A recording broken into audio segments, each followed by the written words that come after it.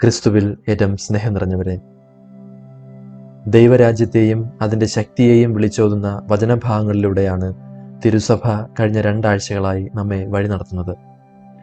കഴിഞ്ഞ ആഴ്ച ദൈവരാജ്യത്തിൻ്റെ ശക്തി വെളിപ്പെടുത്തിയത് പിശാച് ബാധിതനെ സുഖപ്പെടുത്തിക്കൊണ്ടായിരുന്നുവെങ്കിൽ, ഇന്ന് പത്രോസിൻ്റെ അമ്മായിയമ്മയ്ക്ക് രോഗസൗഖ്യം നൽകിക്കൊണ്ടാണ് ദൈവരാജ്യത്തിൻ്റെ ശക്തി പ്രകടമാക്കുന്നത്.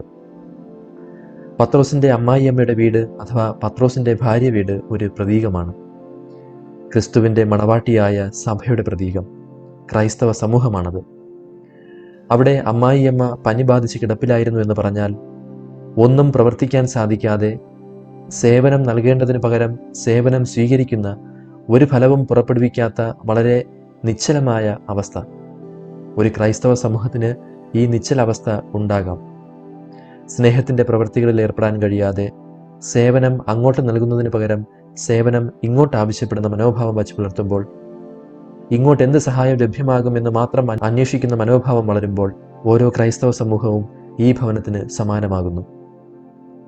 സ്നേഹത്തിൻ്റെ പ്രവൃത്തികളില്ലാത്ത ക്രൈസ്തവ സമൂഹം രോഗം ബാധിച്ച സമൂഹമാണ്. സ്നേഹത്തിൻ്റെ പ്രവൃത്തികളിൽ ഏർപ്പെടാൻ കഴിയാത്ത മനുഷ്യൻ അസുഖം പിടിച്ച മനുഷ്യനാണ്. അതുകൊണ്ടാണ് 2-ാം വത്തിക്കാൻ കൗൺസിൽ പഠിപ്പിക്കുന്നത് സഭ തൻ്റെ സ്വഭാവത്താൽ തന്നെ പ്രേക്ഷിതയാണ് എന്ന്. അതിനാൽ വചനം അറിയിക്കുന്നതും ഉപവിപ്രവർത്തനങ്ങളിൽ ഏർപ്പെടുന്നതും നമ്മുടെ ഓരോരുത്തരുടെയും ദൗത്യമാണ്. അതുകൊണ്ടാണ് യാക്കോബ് അപ്പോസ്തലൻ ഓർമ്മിപ്പിക്കുന്നത്, പ്രവൃത്തികൾ കൂടാതെയുള്ള വിശ്വാസം അതിൽ തന്നെ നിർജീവമാണ് എന്ന്. ഇതിനു പുറമെ പത്രോസിൻ്റെ അമ്മായിയമ്മ നമ്മെ ഓർമ്മപ്പെടുത്തുന്നത് എല്ലാ ദൈവിക അനുഗ്രഹങ്ങളും ദൈവരാജ്യ ശുശ്രൂഷയ്ക്ക് വേണ്ടിയാകണം എന്നുകൂടിയാണ്. വചനം പറയുന്നത് പനി അവളെ വിട്ടുമാറി, അവൾ അവരെ ശുശ്രൂഷിച്ചു എന്നാണ്. മാത്രമല്ല, സന്ധ്യയായപ്പോൾ അവളുടെ ഭവനം ഒരു ആതുരാലയമായി മാറിയിരുന്നു. അതുകൊണ്ട് സ്നേഹമുള്ളവരെ, നമുക്ക് കിട്ടുന്ന എല്ലാ അനുഗ്രഹങ്ങളും ദൈവരാജ്യ നിർമ്മിതിക്ക് വേണ്ടി കൂടി ആയിരിക്കട്ടെ. ഇനി ഒന്ന് നോക്കിയാൽ ഇന്നത്തെ വായനകളിലെ മറ്റൊരു പ്രധാന പ്രമേയം സഹനമാണ്.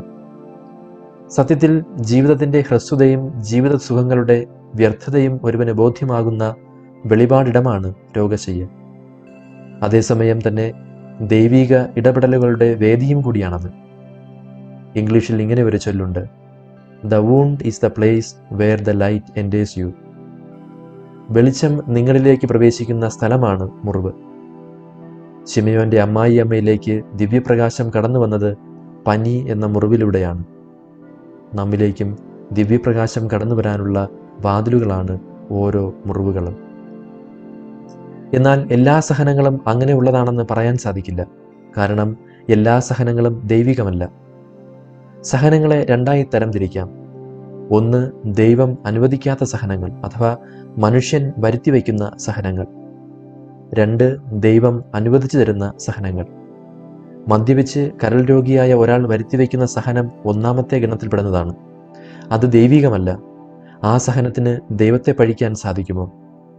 പുകവലിച്ച് ശ്വാസകോശ രോഗിയായ ഒരാൾക്കോ? മാതാപിതാക്കളെ അനുസരിക്കാതെ സ്വയം വരുത്തിയ വിനകൾക്കോ? ഇതേപ്പറ്റി ജെറമ്യാ പ്രവാചകൻ വഴി ദൈവം ചോദിക്കുന്നത് ഇപ്രകാരമാണ്, യാത്രയിൽ നിന്നെ നയിച്ച ദൈവമായ കർത്താവിനെ ഉപേക്ഷിക്കുക വഴി നീ ഇവയെല്ലാം സ്വയം വരുത്തിയതല്ലേ എന്ന്.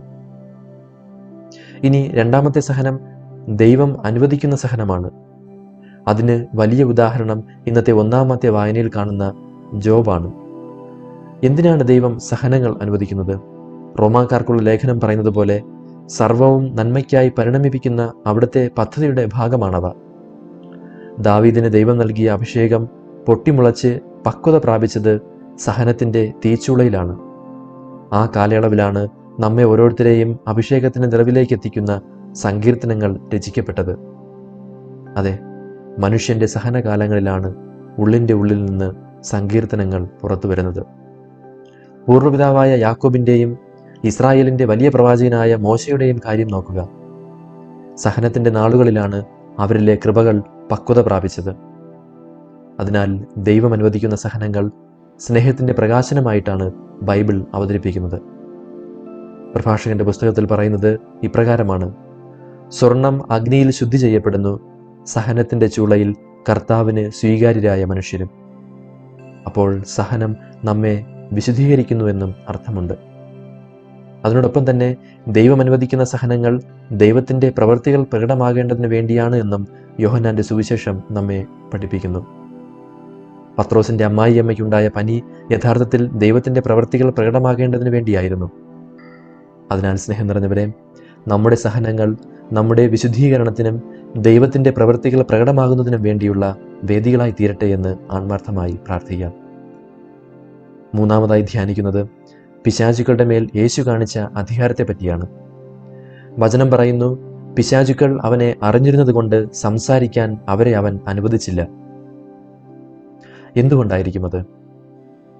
ഒന്നാമതായി അറിയേണ്ടത്, പിശാചുക്കൾ യേശുവിനെ പറ്റി പൂർണ്ണമായി അറിഞ്ഞിരുന്നു എന്നുള്ളതാണ്.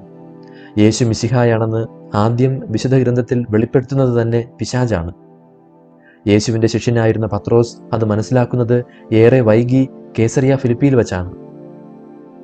അവയെ സംസാരിക്കാൻ അനുവദിക്കാതിരുന്നത് വഴി യേശു അവയുടെ മേലുള്ള തൻ്റെ ശക്തിയും അധികാരവും വെളിപ്പെടുത്തുകയാണ്. രണ്ടാമതായി, യേശു മിശിഹായും കർത്താവുമാണെന്ന് ജനങ്ങൾ വിശ്വസിക്കേണ്ടത് യേശുവിൻ്റെ വചനങ്ങൾ കേട്ടും അവൻ്റെ പ്രവൃത്തികൾ കണ്ടതുകൊണ്ടുമാണ്, മറിച്ച് പിശാചിൻ്റെ വാക്ക് കേട്ടിട്ടാകരുത് എന്ന് യേശുവിന് കാർക്കശ്യമുണ്ട്. മൂന്നാമതായി, യേശു താൻ മിശിഹായാണെന്ന് വെളിപ്പെടുത്താനുള്ള സമയം നിശ്ചയിച്ചിട്ടുണ്ട്. ആ സമയത്തെ അത് വെളിപ്പെടുത്തൂ. പിശാചല്ല ആ സമയം നിശ്ചയിക്കേണ്ടത്.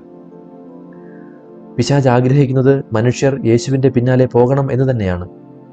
അവനിൽ നിന്ന് എന്ത് കിട്ടുമെന്ന പ്രതീക്ഷയിൽ അത്ഭുതങ്ങൾ മാത്രം അന്വേഷിച്ച് നടക്കുന്ന ജനമായി കാണാനാണ് അവൻ ആഗ്രഹിക്കുന്നത്.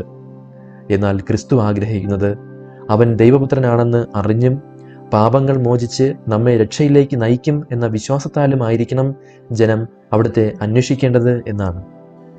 കാരണം അത്ഭുതങ്ങൾ മാത്രം തേടിയിറങ്ങുന്നവർ അത് കിട്ടാതെ വരുമ്പോൾ അവനെ ഉപേക്ഷിച്ചു പോകും. കൊറോണ കാലത്തും ഇന്നും ദൈവത്തെയും ദൈവിക ശുശ്രൂഷകരെയും വെല്ലുവിളിച്ച് ചിലരൊക്കെ പിശാചിൻ്റെ ഈ കെണിയിൽ വീണുപോയതാണ്.